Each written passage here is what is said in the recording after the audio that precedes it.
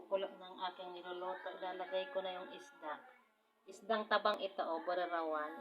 Isda sa ilog nakukuha. Borerawan sabaw. Sabaw. Masarap kasi ito sa sabaw. Yan.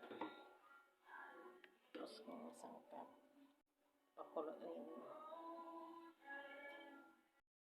Ang pichay.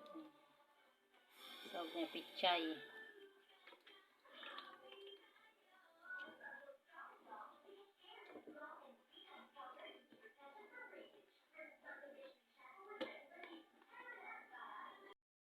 Paasim, kalamansi juice,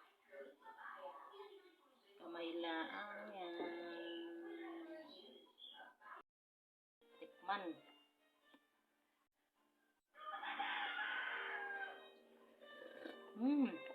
Puwerte na ang sabaw, puwerte na ang puwerte na talaga ang sabaw niya.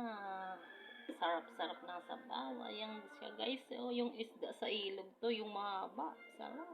Sarap ng sabaw. Ilang taon akong hindi nakatikim nito. Talagang bibilangin yung taon. Sarap. Luto na guys. Kain na tayo.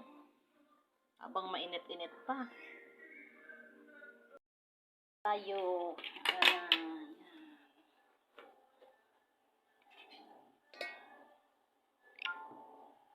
Ulam ko, borerawan na sinabawan.